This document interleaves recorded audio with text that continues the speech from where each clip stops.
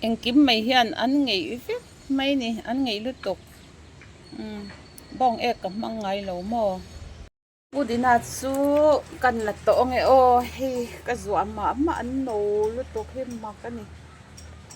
lấy thạch siam hi thì hiền thì khoan he ta hiền kapola he hi thil eng mà trời thì cái siam kha nia tui cái lệ kha chuan thì hianin he hi tui ani ta ka mix ta ni he mi tui hi he hi nia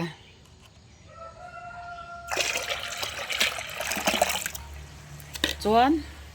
he thil trời tui kha he hi ni boka thì hian ka chop pola tuk tin ka pek do chuan thì hian ka mix ta thì khan he akung te azung chom na te alo ni ta a hei hi azung chom na te kung chom na te na par do na te kha an lo ni boka filter lian pui mai ka neya ka da na ka shelawa a bonge monidon ni ka filter thap thina a chan chu hetiang pek na ang chi a le ka na hian anoi hetang do hei leile ka ngai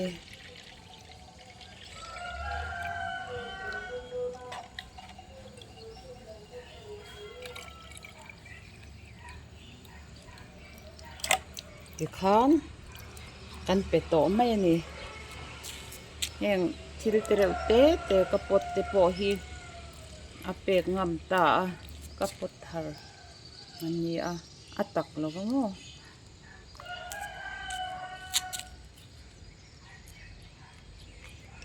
Christmas par kan ti te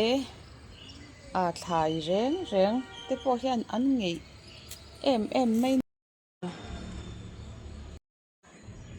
hemi ka siam lai mulo tan kan soi thale zoi zoi nge hei hi purun sen kor ania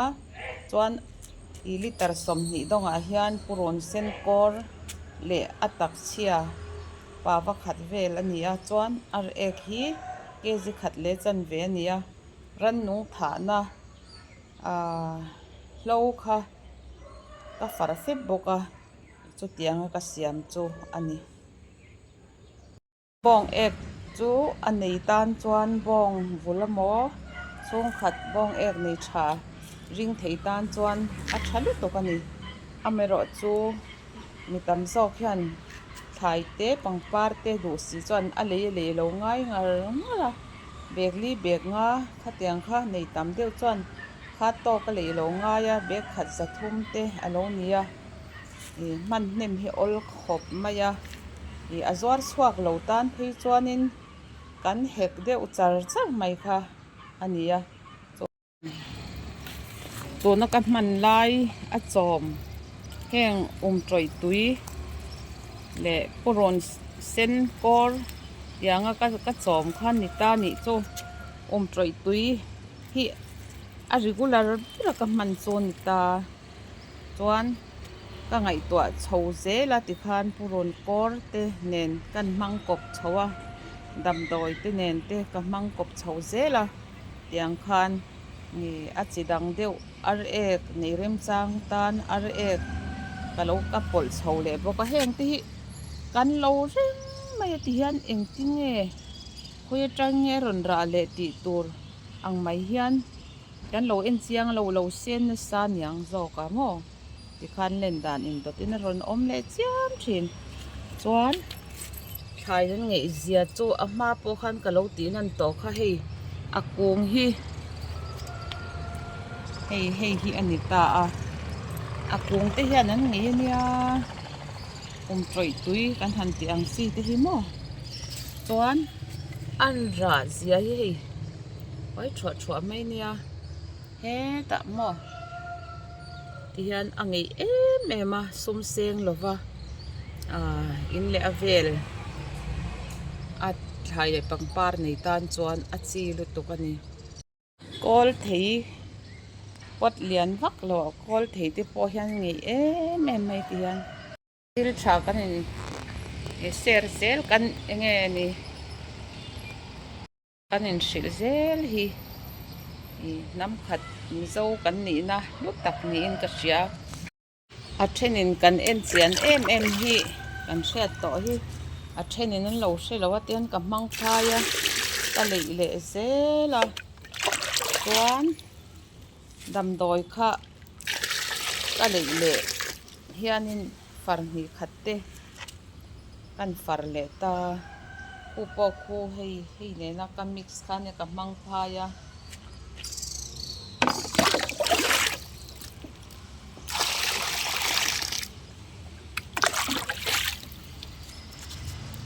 sung ve le don ani hi a troi chho ze maya han bunila a troi ang khanin anu chho ko ta an thale to khatin kan ti bok nga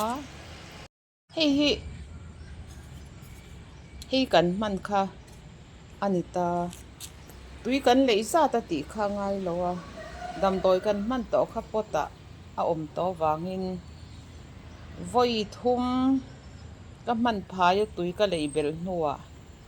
tlem te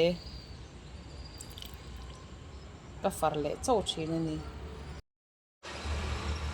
lf mar ka channel hi lo en dai to te thlai chawm dan te ran nung engtinian re mang ti te ran nung om lo dan tur ti vel te kha ka lo